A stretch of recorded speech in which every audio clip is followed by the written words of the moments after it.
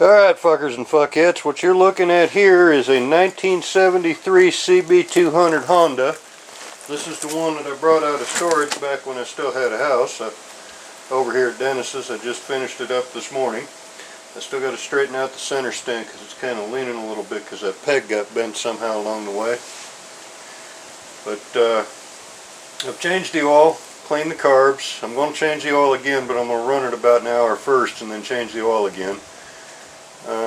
I fixed the front brake. That was, this is the old cable operated front disc brake. I'll walk the camera around and give you a good view of the bike. But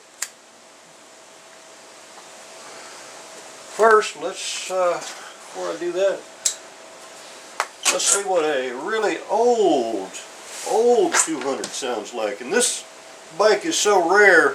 The parts catalogs show a 74 and they don't show a 73, but this one was made in February of 73 and sold in June of 73. It was one of 450 they sold that first year in the United States. I guess they made about 800 worldwide. And then the following year they just flooded the market with the goddamn things. But let's see what she sounds like.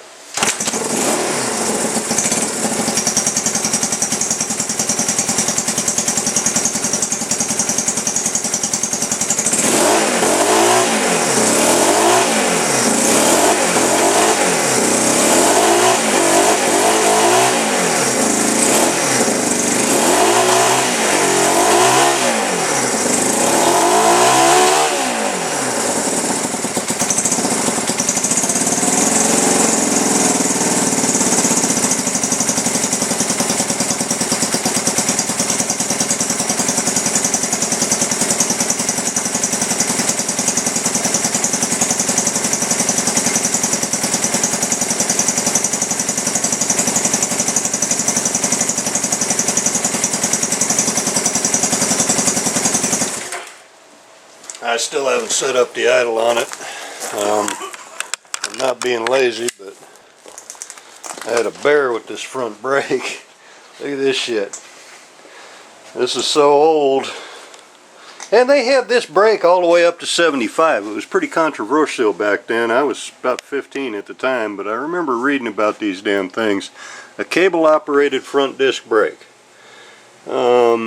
It works. I mean, the bike's light enough, it just doesn't matter if it's cable operated. You don't need a piston to slam that down. You can lock it up just fine with a cable, and it doesn't take a whole lot of effort. Hell, my daughter could do that shit, and she's only 4'10", 70 fucking pounds. I still gotta do all the cleanup pretty up, but I just figured I'd show y'all.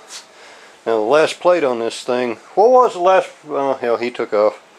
Last plate on this thing was 1980 or 81, and she sat inside, thankfully, stored indoors, so she's in pretty damn good shape. We're going to put her up for sale on Craigslist later on today, I guess, because this one and that CB360, I mean, neither one of them have no incredible book value or collector's value, so sell them off like they are running and let somebody have a good goddamn time with them. It's too much effort to turn them into museum pieces, and they were meant to be ridden. But anyway, that's that one up and running, and my new shop, folks, will be at 941-451-4318. We open December 1st. We'll be Triple H Cycles this time. That's Happy, Hairy, and Horny.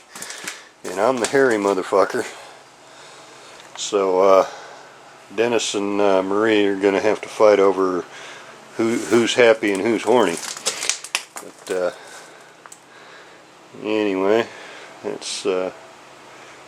we're going to be on the corner of Seaboard and Warfield right here in South Venice. In the meantime, any of y'all local folks that I've been working on your bikes, sorry about my house got all fucked up and shit like that, but just to let you know, I'll be right back in business, and it won't be out of the house. We're going to be a real shop this time.